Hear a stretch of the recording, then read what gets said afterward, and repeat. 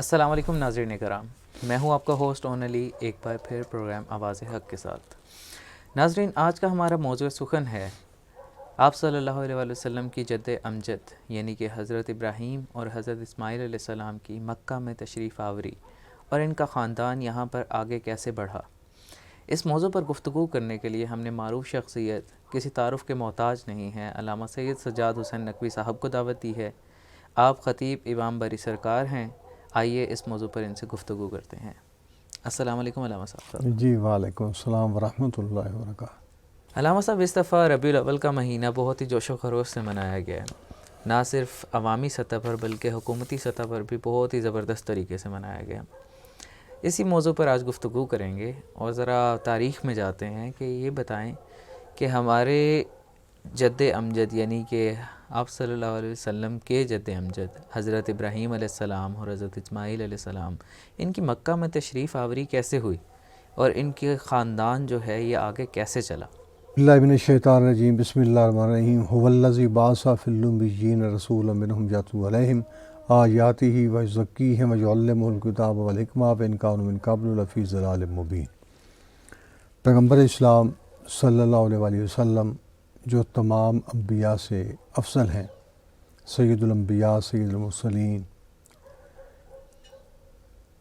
وجہ علت ممکنات، وجہ علت شش جہات، وجہ علت تخلیق کائنات، بشیر، نذیر، سراج منیر، طٰہٰ، یاسین، مزمل، مدثر، وہ نبی کہ جس کے لب حرکت میں آئیں تو قرآن بنتا ہے، جو بولنے کا ارادہ کرتے ہیں تو اللہ تعالیٰ اپنی زبان رسول کے منہ میں ڈال دیتے ہیں، اور قرآن یہ آواز دیتا ہے وما ینطق عن الہویٰ ان ہوا الا وحی یوحیٰ۔ پیغمبر اسلام کی عمر مبارک جو ہے وہ 40 سال تھی کہ آپ نے اعلان نبوت کیا، جبکہ آپ نبی جو تھے وہ تو اس وقت بھی نبی تھے کہ جب حرکت کی سنسناہٹ میں آواز نے جنم نہیں لیا تھا، اور حوروں اور ملائکہ نے تسبیح و تحلیل کا سلسلہ شروع نہیں کیا تھا، کیونکہ ان کا اپنا وجود ہی نہیں تھا، اور غیر وجود نے وجود کا لباس بھی نہیں پہنا تھا، تو اس وقت بھی آپ نبی تھے۔ اسی لیے آپ فرماتے ہیں کنت نبیا و آدم بین الماء والطین، میں اس وقت بھی نبی تھا جب آدم پانی اور مٹی کے درمیان تھا۔ اور پھر پیغمبر اسلام فرماتے ہیں اول ما خلق اللہ نوری، اللہ تعالیٰ نے سب سے پہلے میرے نور کو خلق کیا۔ کائنات میں کوئی بھی چیز ہے اس سے پہلے سید الانبیاء کے نور سے پہلے کائنات میں کوئی چیز نہ تھی۔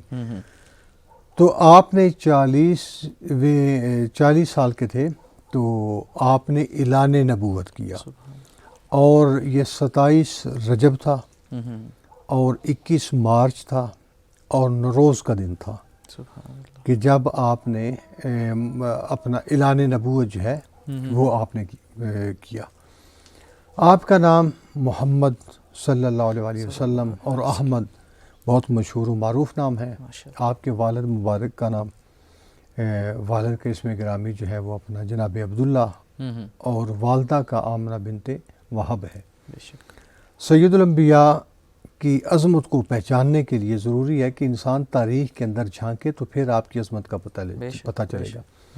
مکہ ایک جس کو قرآن نے اس علاقے کو حجاز مقدس قرار دیا کہ یہ حجاز مقدس ہے، اللہ کا گھر ہے، وہاں پہ متبرک ہے، تو وہاں پہ حضرت ابراہیم علیہ السلام نے جناب ہاجرہ کو، اپنی بیوی کو، اور بیٹے حضرت اسماعیل علیہ السلام کو مکہ میں چھوڑا۔ اور جب پانی کی تلاش کے لیے ہاجرہ نکلی تو تمام لوگ جانتے ہیں کہ حضرت اسماعیل علیہ السلام نے ایڑیاں رگڑیں، تو اس کے بعد وہاں پہ آب زمزم کا چشمہ جو تھا وہ نمودار ہوا۔ تو اس خطے میں کہیں بھی آبادی نہیں ہوا کرتی تھی کیونکہ پانی ہی نہیں تھا اس علاقے میں، لیکن آب زمزم کے نکلنے کے ساتھ ہی آبادی نے اس طرف رخ کرنا شروع کر دیا، اور حضرت ابراہیم کی ہی وجہ سے ہی تو، اور حضرت اسماعیل علیہ السلام کی وجہ سے، تو یمن سے ایک قبیلہ گیا وہاں پہ جسے بنی جرم کہتے ہیں۔ یہ قبیلہ جو یہ یمن سے آیا تھا، اور یہ چلتے چلتے یہ مکہ میں وارد ہوا۔ جب اس نے دیکھا یہاں پہ پانی ہے تو اس نے یہاں پہ بسیرا کر دیا، اور اسی قبیلے میں ہی حضرت اسماعیل علیہ السلام کی شادی بھی ہوئی، ماشاءاللہ. اور حضرت اسماعیل علیہ السلام کے 12 بیٹے جو ہے وہ بھی پیدا ہوئے.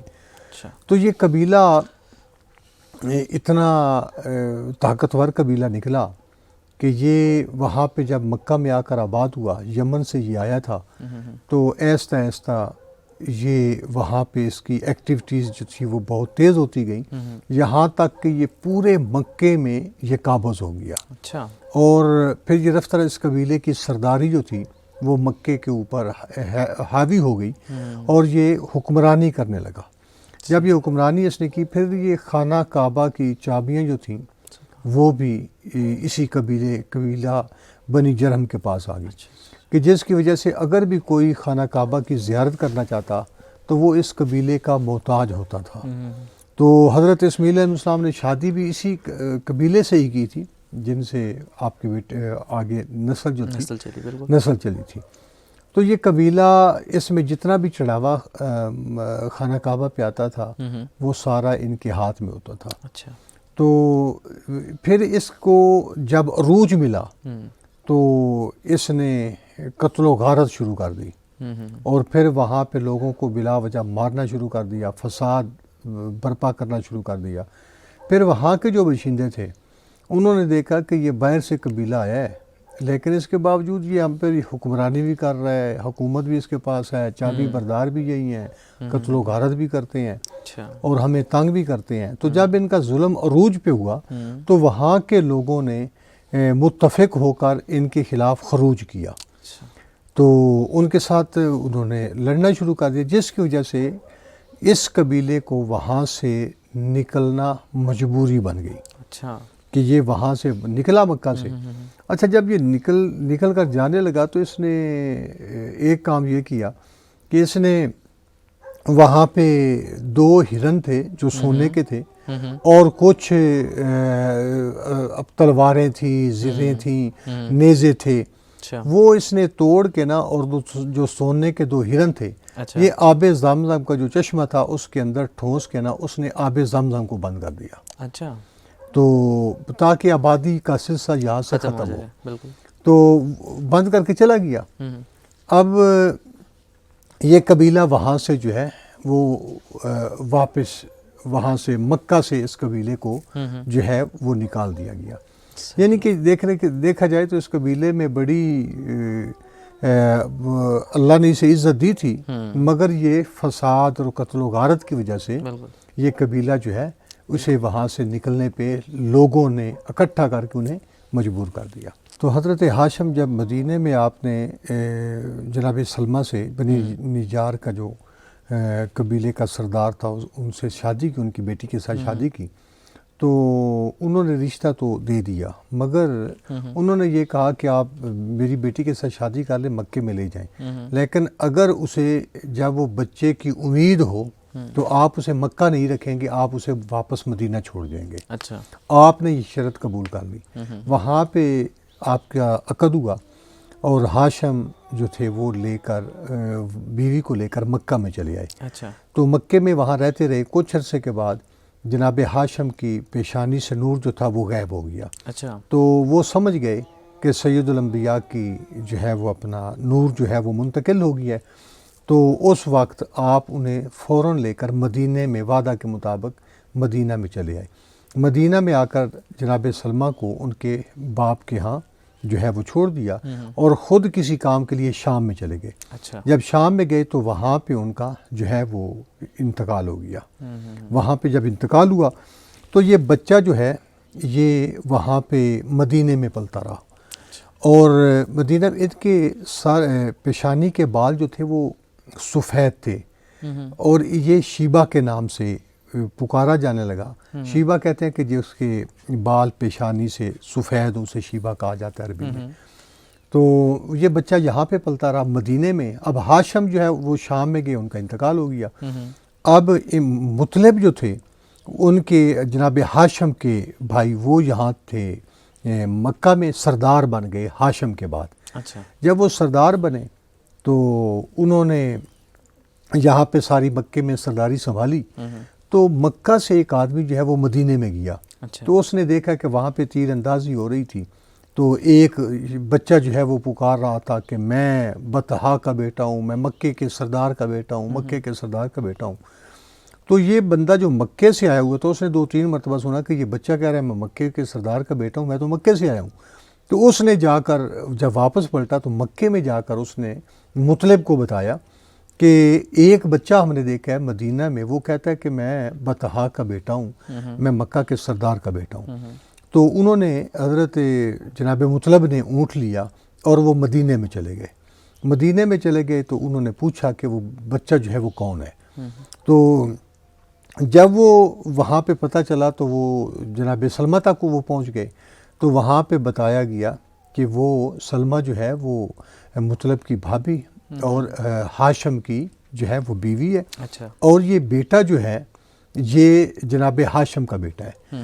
تو انہوں نے جناب مطلب نے اس بچے کو ساتھ لیا اور واپس مکے میں آ گئے کہ یہ میرا بھتیجا بھی ہے، چلو یتیم بھتیجا اسے میں پرورش کروں گا۔ اچھا وہ جب لے کر واپس آئے تو جس وقت یہ مکے میں پہنچے اس وقت یہ ہوا کرتا تھا کہ لوگ شام سے غلام لے کر آتے تھے، اور غلام جو تھے وہ وہاں پہ فروخت ہوتے، تو کہا جاتا یہ فلاں کا غلام ہے۔ اب مطلب جو تھے جناب ہاشم کے بھائی، وہ جب اس بچے کو ایک لڑکے کو لے کر وارد ہوئے تو لوگوں نے دیکھا کہ ایک بچہ جو ہے وہ لے کر آئے، تو انہوں نے کہا کہ یہ عبد المطلب، کہ یہ مطلب کا غلام ہے، اچھا مطلب کا غلام ہے۔ تو جناب مطلب نے فرمایا یہ غلام نہیں، یہ میرا بھتیجا ہے۔ اچھا لیکن لوگ نہ مانے، وہ نام اتنا استعمال ہوا کہ وہ جناب ہاشم کے بیٹے کا نام، جو وہ لڑکا تھا اس کا نام عبد المطلب ہی لوگ کہنے لگے کہ یہ عبد المطلب جو ہے یہی ان کا جو ہے وہ بیٹا ہے۔ اچھا علامہ صاحب یہ بتائیے گا کہ بنی جرہم جب آب زمزم کے کنویں کو بند کر کے چلے گئے تو یہ دوبارہ بحال کیسے ہوا؟ یہ حضرت عبد المطلب علیہ السلام جو تھے، جب مطلب ان کے چچا جو تھے انہیں لے کر اب گئے وہاں پہ مکے میں، تو یہ جب جوان ہوئے تو انہوں نے عالم خواب میں دیکھا کہ انہیں بشارت ہوئی کہ آپ فلاں جگہ پہ جائیں، وہاں پہ ایک کنواں ہے زمزم کنواں جو وہ بند کر کے گئے ہیں، اور آپ اس کی کھدائی کر کے اسے دوبارہ بحال کریں۔ تو آپ نے وہاں کے مکے کے لوگوں کو بلایا، کیونکہ آپ مکے میں آپ کا ہولڈ بھی تھا، سردار بھی تھے آپ، تو انہوں نے کہا کہ اس طریقے سے مجھے بشارت ہوئی ہے تو آپ لوگ نا یہاں سے کھودنا شروع کر دیں۔ اچھا تو لوگوں نے الٹا مذاق اڑانا آپ کا شروع کر دیا کہ آپ کیسے کہہ رہے ہیں زمین کھودنے وغیرہ۔ اچھا تو آپ نے اپنے بیٹے حارث کو ساتھ لیا اور کہا کہ ہم مل کے یہ جگہ کھودتے ہیں۔ جب مل کے جگہ وہ کھودی گئی تو کھودنے کے بعد جو ہے کھودنے کے دوران ہی 2 ہرن ملے سونے کے، اچھا اور اس کے علاوہ تلواریں اور ٹوٹے ہوئے نیزے اور زریں اچھا یہ برآمد ہوئی۔ جب انہوں نے لی اور اس وقت سارے مکے کے لوگ اکٹھے ہو گئے، انہوں نے کہا کہ یہ تو آپ کا حق ہی نہیں ہے، اچھا ٹھیک ہے، تو یہ تو مال غنیمت ہے، یہ سب کو تقسیم ہونا چاہیے، آپ کا تو نہیں۔ آپ نے فرمایا کہ دیکھو یہ کھدائی میں نے اور میرے بیٹے نے کی ہے، حارث نے، بالکل اور آپ نے تو میرا مذاق اڑایا۔ تو انہوں نے کہا جی نہیں ایسے نہیں ہو سکتا، ہم ایسا کرتے ہیں قرعہ ڈالتے ہیں اچھا کہ جس کے نام پہ قرعہ نکلا یہ اس کو ہم دے دیں گے۔ ٹھیک قرعے میں 3 چیزوں کو مختص کیا گیا، پہلی کہ خانہ کعبہ، اچھا اور دوسرا نام عبد المطلب کا، اور تیسرا نام جو تھا آپ کے قبیلے قریش کا، اچھا کہ یہ تینوں جس کے نام پہ نکل آئے نا وہ لے جائے گا۔ اچھا تو جب قرعہ ڈالا گیا تو اس میں جو ہرن تھے 2 سونے کے، وہ جو تھے وہ قرعہ نکلا خانہ کعبہ کا، اچھا اور جو زریں وغیرہ تلواریں تھیں نیزے تھے اور یہ نکلے جناب عبد المطلب کے، اور قریش کے لیے کچھ نہ نکلا۔ تو آپ نے وہ دونوں ہرن جو تھے وہ خانہ کعبہ میں آپ نے رکھوا دیے۔ تو انہوں نے کہا کہ یہ جناب عبد المطلب نے فرمایا کہ یہ تو میرے بیٹے نے اور میں نے یہ کھودا ہے۔ اچھا تو انہوں نے کہا جی نہیں یہ مال غنیمت ہے، اس پہ آپ قرعہ ڈالا گیا۔ تو قرعہ جب ڈالا گیا تو اس میں نام 3 رکھے گئے، ایک خانہ کعبہ کا، اور دوسرا جو ہے وہ عبد المطلب کا، اور تیسرے نمبر پہ قریش کا۔ اچھا، تو قرعے کے دوران جو 2 سونے کے ہرن نکلے وہ خانہ کعبہ کے نکلے، اچھا ان کے نام پہ نکلے، تو وہ آپ نے خانہ کعبہ کے اندر رکھوا دیے۔ اچھا، وہ میرے خیال سے ابھی بھی ہیں وہاں پہ موجود، کیونکہ یقیناً کچھ اندر چیزیں ہیں اس طرح کی جو پرانی پڑی ہوئی ہیں وہاں پہ۔ بالکل تبرکات تو کافی ان کے پاس ہیں، کافی۔ تو وہ 2 سونے کے جو ہرن وہ خانہ کعبہ میں چلے گئے، اور باقی زریں، نیزے، تلواریں جو تھیں وہ قرعے میں جناب عبد المطلب کی نکلی، ٹھیک ہے، اور قریش کے لیے کچھ نہ نکلا۔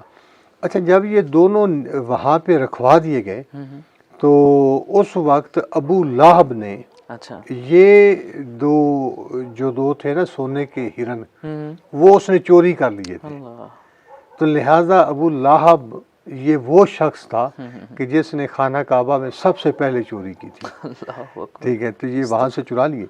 تو اس طریقے سے جب وہ کھودنے کے دوران پھر وہاں سے چشمہ جو ہے وہ جاری ہوا، بحال ہو گیا، اور بحال ہو گیا، پھر ہر طرف سے لوگوں کا یہاں پہ آمد رفت شروع ہو گئی۔ پھر یہاں پہ وہ عرب جو تھا کہ جس میں زندہ رہنے کے لیے پانی ضروری تھا، لیکن اس علاقے میں پانی جو ہے پھر جب لوگوں نے دیکھا تو پھر وہاں پہ جو ہے وہ اپنا لوگ دوبارہ وہاں پہ آبادی ہونا جو ہے وہ شروع ہو گئی۔ یعنی کہ ہم یہ بھی کہہ سکتے ہیں کہ مکہ کا تخلیق ہونا ہی ایک معجزہ ہے۔ معجزہ، بے شک بے شک۔ مکہ جو ہے دیکھا جائے، دیکھیں نا، والتین والزیتون وطور سنین وہذا البلد الامین لقد خلقنا الانسان فی احسن تقویم۔ یعنی مکہ ایک ایسی متبرک جگہ ہے کہ جہاں پہ خانہ خدا ہے، اور جہاں سے زمین کی بچھونے کی ابتدا کی گئی ہے، اور جس کے بارے میں نا قسمیں اٹھانے والے خدا نے بھی قسمیں اٹھائی ہیں کہ شہر مکہ کی قسم، مکہ کی اس لیے قسم اٹھائی کہ مکہ کی گلیوں میں سید الانبیاء چلا کرتے تھے، اور مکے کی مٹی جو تھی وہ سید الانبیاء کے جوتے کو مس کرتی تھی، نالین کو مس کرتی تھی۔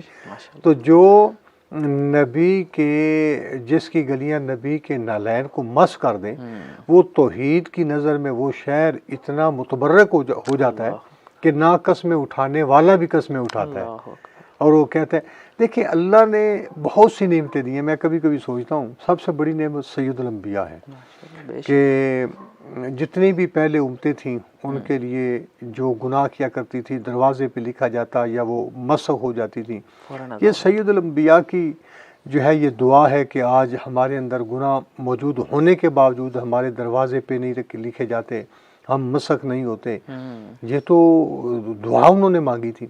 تو اسی لیے ہمیں وہ نبی ملے ہیں کہ جو تمام نبیوں کے جو ہے وہ اپنا سردار ہیں، اور عالمین کے لیے رحمت ہے، عالمین کے لیے رحمت بن کر آئے ہیں۔ تو اس صورت میں میں سوچتا ہوں کہ یہ وہ شہر مکہ وہ مکہ تھا کہ جہاں پہ بیٹی کا قاتل باپ ہوا کرتا تھا، جہاں پہ اگر کسی کا ایک اونٹ دوسرے کی چراگاہ میں چلا جاتا تو کئی سال جنگیں لڑی رہتی، جہالت کی انتہا تھی، مگر سید الانبیاء نے اخلاقیات کے ذریعے اس قدر اس خطے کی آب و ہوا چینج کی کہ پوری دنیا میں آج اسلام کے چرچے ہیں، پوری دنیا میں اسلام کے چرچے ہیں۔ تو یہ ہمارے لیے بہت بڑی اللہ تعالیٰ کا کرم اور رحمت اور نعمت ہے ہمارے لیے۔ جتنا شکر ادا کیا جائے اتنا کم ہے، میں سمجھتا ہوں اتنا کم ہے بے شک۔ جی بہت خوب علامہ صاحب، بہت ہی زبردست طریقے سے آپ نے بیان کیا۔ یہ بتائیے گا کہ آپ صلی اللہ علیہ وسلم کے پردادا یعنی کہ حضرت مناف علیہ السلام، ان کے ہاں 2 جڑواں بیٹے پیدا ہوئے تھے، اور تاریخ یہ بتاتی ہے کہ ان کو تلوار کے ذریعے جدا کیا گیا تھا، اس پر ذرا روشنی ڈالیے گا۔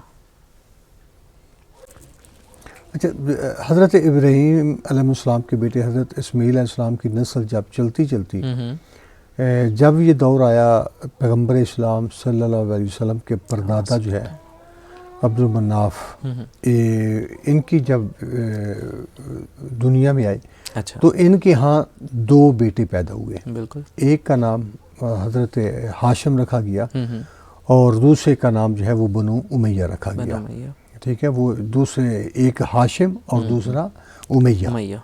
اب ہاشم جو تھے ان کی جو نسل چلی تو یہ بنو ہاشم بنے، اور امیہ کی جو نسل تھی وہ پھر بنو امیہ بنے۔ بالکل۔ ہاشم جو تھے یہ جڑوے بھائی تھے، یہ حضرت عبد المناف کے ہاں پیدا ہوئے، اور ان میں سے ایک بھائی کی پاؤں کا انگوٹھا جو تھا وہ دوسرے بھائی کی پیشانی پہ جڑا ہوا تھا۔ اچھا۔ تو جس میں کہا جاتا ہے کہ حضرت ہاشم علیہ السلام کی جو انگوٹھا تھا وہ ان کے پیشانی پہ، امیہ کی پیشانی پہ جو ہے وہ جڑا ہوا تھا۔ اچھا۔ اور بڑی کوشش کی اس کو جدا کرنے کی، مگر وہ جدا نہ ہو سکا، تو آخر میں تلوار کو استعمال کرنا پڑا، اور تلوار کے ساتھ اسے جو ہے اس انگوٹھے کو پیشانی سے جدا کر دیا گیا۔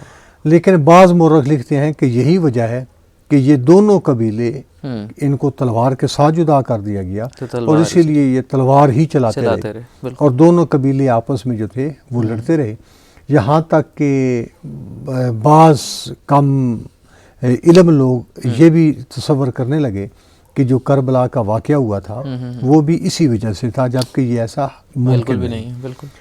حضرت ہاشم جو تھے وہ بہت ہی خوبصورت نوجوان تھے، بہت ذہین تھے، عرب میں بڑے مشہور تھے۔ ان کا نام ابو العلا بھی کا لکھا گیا ہے کہ ان کا نام ابو العلا جو ہے وہ بھی تھا، تو عمر بھی بیچ میں آتا ہے، مگر ہاشم ان کا نام اس وقت پڑا کہ جب مکہ کے اندر بہت زیادہ قحط ہو گیا کہ لوگ اناج کے لیے ترس گئے، فاقے ہونے لگے، تو آپ کا قافلہ جو تھا جب وہ شام سے واپس آیا، شام سے تجارت کر کے، تو اس میں آپ کو بہت بڑا غلہ لے کر، اناج لے کر آپ مکے میں واپس آئے، تو آپ نے ایک دانہ بھی اپنے گھر کے لیے نہیں رکھا، بلکہ پورے مکے میں وہ اناج جو تھا وہ تقسیم کر دیا گیا، اسی لیے آپ کا نام جو ہے وہ ہاشم پڑ گیا، اور لوگ جو ہیں آپ کو ہاشم کے نام سے پکارنے لگے۔ جی قبلہ، بہت عمدہ۔ یہ بتائیے گا کہ جو نبیوں کی تبرکات ہوتے ہیں یہ آنے والے نبی کے سپرد ہوتے ہیں، یہ بتائیں کہ جو حضرت ابراہیم علیہ السلام کے تبرکات تھے وہ ہمارے آخری نبی صلی اللہ علیہ وسلم تک کس طرح سے پہنچے، اس پر کچھ روشنی ڈالیے۔ حضرت ہاشم علیہ السلام نے 2 یا 3 شادیاں کی تھیں، اچھا، تو جن میں سے ایک بیوی سے آپ کے بیٹے اسد پیدا ہوئے، کہ جو کہ حضرت علی علیہ السلام کے نانا تھے، جو کہ فاطمہ بنت اسد کے بے شک جو ہے وہ والد تھے۔ اسی لیے کہ حضرت ہاشم علیہ السلام نے یعنی کہ ہر انبیاء کرام سے کوئی تبرکات والے تبرکات ہوا کرتے تھے، ایک صندوق میں وہ نسل در نسل جو ہے وہ آگے چلتا رہتا تھا، یہاں تک کہ انبیاء کے تبرکات جو تھے وہ حضرت ابراہیم کے پاس آئی، تو انہوں نے اپنی زندگی میں حضرت اسماعیل کے سپرد کر دیے۔ اچھا، حضرت اسماعیل علیہ السلام نے وہ تبرکات جو تھے وہ آپ نے جو ہے وہ حضرت ہاشم علیہ السلام کے ہاں جو ہے ان کے سپرد کیے۔ تو یہ چلتے چلتے ہاشم تک آئے، تو ہاشم کے پاس سے حضرت ہاشم علیہ السلام نے وہ تبرکات اپنے بیٹے عبد المطلب کے حوالے کیے، اور انہوں نے اپنے بیٹے جو ہے وہ اپنا حضرت ابو طالب کے حوالے کیے، اور حضرت ابو طالب علیہ السلام نے وہ انبیاء کرام کے جو تبرکات ہوا کرتے تھے وہ انہوں نے جو ہے وہ اپنا یہاں پہ پیغمبر اسلام کے سپرد کر دیے۔ اچھا، حضرت ہاشم علیہ السلام انتہائی خوبصورت تھے، اور جیسے یہ کہا جاتا ہے کہ ان کی پیشانی میں ہر وقت نور چمکتا رہتا تھا، سبحان اللہ، لیکن وہ جانتے تھے کہ یہ نور جو ہے حقیقت میں سید الانبیاء سید المرسلین کا نور ہے، ماشاءاللہ، تو وہ ہر وقت دعا کیا کرتے تھے کہ پالنے والے یہ جو اس کا حقدار ہے یہ نور وہاں تک منتقل کر دے۔ ایک دن آپ خانہ کعبہ کے پاس گئے تو وہاں پہ غلاف کعبہ کو پکڑ کر رو رہے تھے اور دعا مانگ رہے تھے اچھا، کہ پالنے والے یہ نور جو ہے یہ ان کے جو حقدار ہے یہ وہاں تک پہنچا دے۔ اچھا، تو اس وقت آواز آئی کہ اے ہاشم تم یہاں سے جاؤ اور مدینے چلے جاؤ، وہاں پہ بنی نجار کی جو سردار ہے اس کی بیٹی سے شادی کرو، اس کی بیٹی سے شادی کرو کہ یہ نور جو ہے وہ وہاں سے منتقل ہو جائے گا۔ بہت شکریہ علامہ صاحب۔ تو جی ناظرین، میرے ساتھ ساتھ امید کرتا ہوں کہ آپ کے علم میں بھی بہت اضافہ ہوا ہوگا، اور بے شک ہونا بھی چاہیے، اور ہمیں اس بارے میں مزید جاننا بھی چاہیے۔ ایک نئے موضوع کے ساتھ آپ کی خدمت میں پھر سے حاضر ہوں گے، تب تک کے لیے اجازت چاہتے ہیں۔ السلام علیکم، اللہ حافظ۔